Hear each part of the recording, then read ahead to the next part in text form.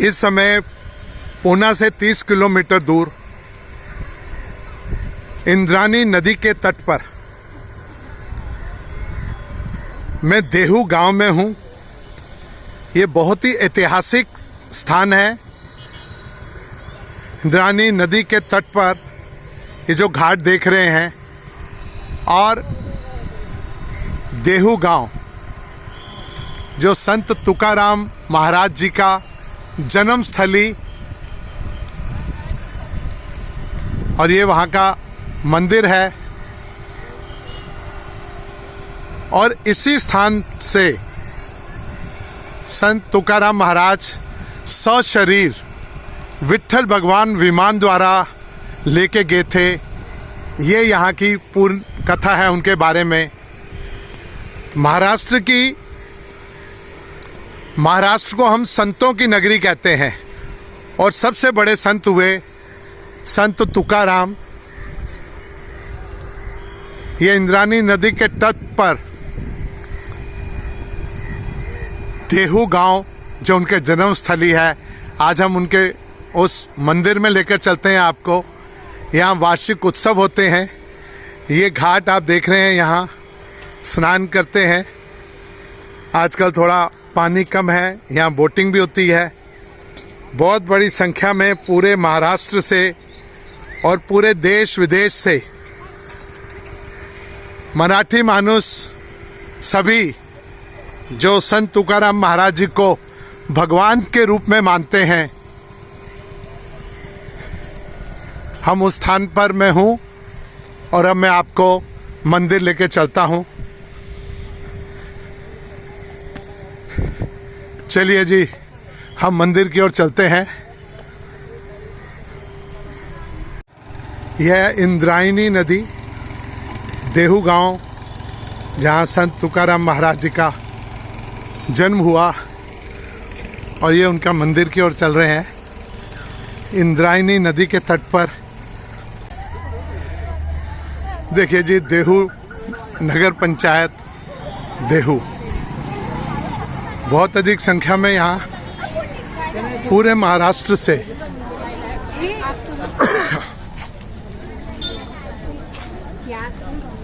यहाँ लोग आते हैं इस मंदिर में। श्री संत तुकाराम महाराज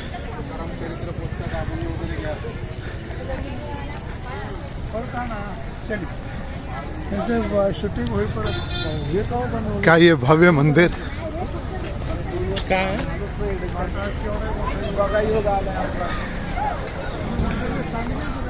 अभी हम जगत गुरु श्री संत तुकाराम महाराज संस्थान बैकुंठ स्थान मंदिर, ये उसके मुख्य द्वार पर खड़े हैं। यहाँ से अब मंदिर में हम प्रवेश करेंगे। ये वो स्थान है जहाँ से बैकुंठ धाम को जगत गुरु श्री संत तुकाराम महाराज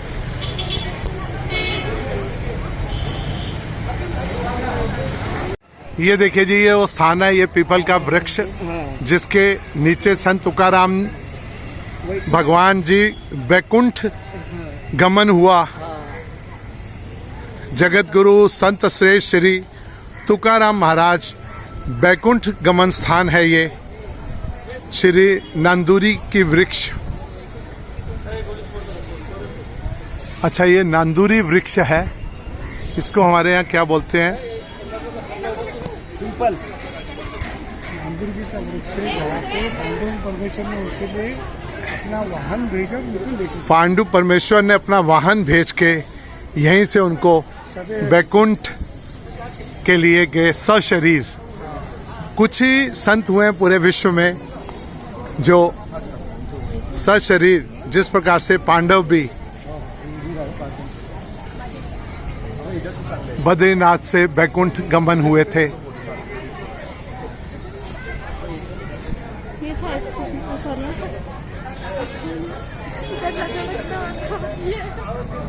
ये अब हम मंदिर के अंदर प्रवेश कर रहे हैं।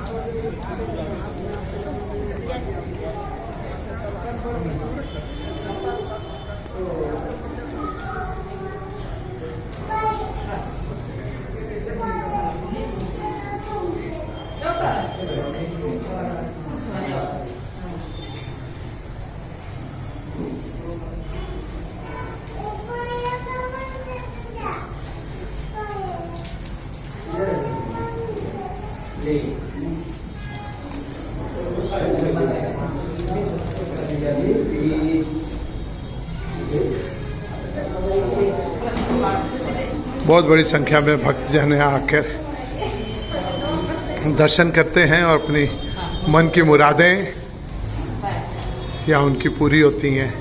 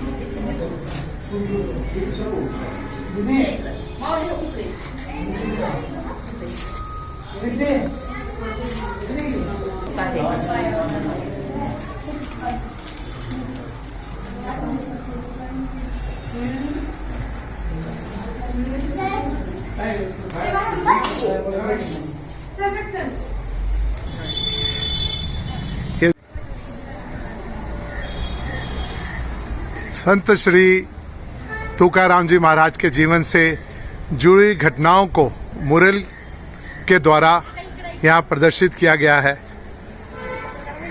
उनका संत श्री की परीक्षा लेने के लिए एक सुंदर स्त्री को भेजा गया, लेकिन उन्होंने उसको माँ कहकर संबोधन किया तो वो भी उनकी शिष्या बन गई।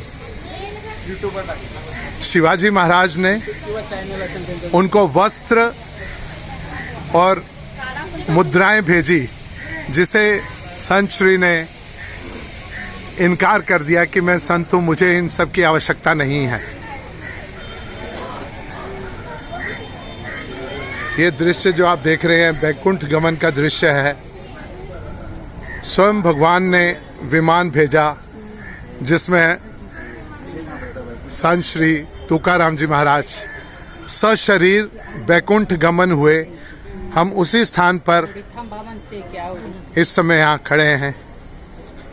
उनके जीवन के अलग अलग प्रसंग मैं डिस्क्रिप्शन में आपको इन सब के बारे में पूरी जानकारी दे दूंगा। जीजाबाई संत तुकाराम जी की धर्मपत्नी उनके लिए भोजन लेकर उस पहाड़ी पर जाती थी जहाँ बैठकर वो अपना लेखन कार्य कर रहे थे और वो भोजन ग्रहण कर रहे हैं। भक्ति में लीन संत श्री तुकाराम महाराज जी उसी वृक्ष के नीचे।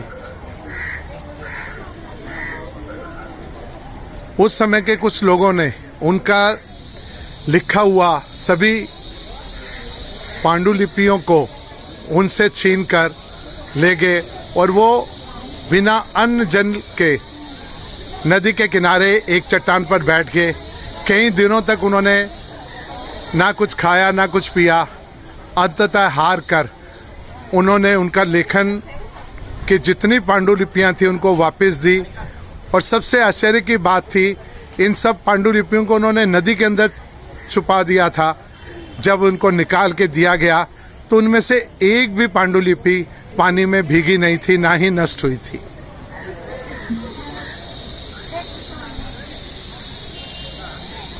संत तुकाराम जी अपने लिखे हुए गीतों को, भजनों को गाते हुए और उनके साथ में पूरी मंडली और पूरा समाज उनके साथ चलता था जब वो इन गीतों को गाते थे। आषाढ़ी एकादशी के टाइम में पैदल देहू से पंढरपुर जाते हैं, पूरा समाज उनके साथ रहता। एकादशी, आषाढ़ एकादशी में देहू से पंढरपुर तक पैदल यात्रा करते थे। उनके साथ पूरा समाज साथ चलता था। सभी जाति धर्म के लोग उनके साथ जाते थे। संत श्री तुकाराम महाराज जी अपने भजन गाते हुए और इस यात्रा को पूर्ण करते थे। पांडु परमेश्वर और तुकाराम, पांडुरंग परमेश्वर और तुकाराम महाराज जी का संवाद हुआ। जब वो उनको मिलने के लिए पंढरपुर गए थे। ये उस समय का दृश्य है।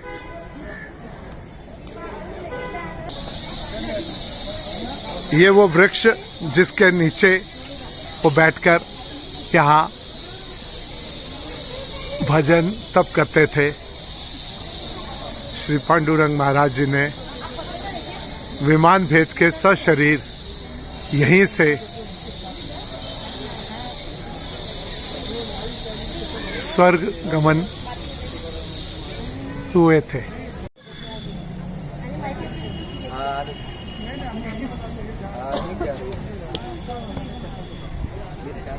ये यहाँ कृष्ण मंदिर है जी। प्रयाण काली देवे विमान पाठवले। जब उनका जाने का टाइम हो गया तो पांडुरंग परमेश्वर ने उनके लिए विमान भेजा। कलीच्या काळामध्ये अद्भुत वर्तले, मतलब कलयुग में ऐसा कोई दृश्य संभव नहीं है कि कोई आदमी अगर जा रहा है वो सदैव जा रहा है। ऐसा है अद्भुत उस टाइम हो गया।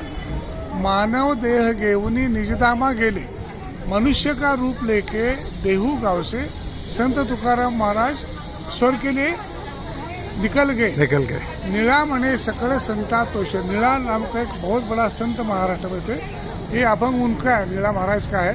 तो बोलते कि नीला महाराज जैसे बोल रहे कि आपके इस करने से यहाँ के जितने साधु संत है उनके मन में परम संतोष हो गया कि कोई आदमी सदैव हुए उनके लिए चलता है। क्या बात है जी।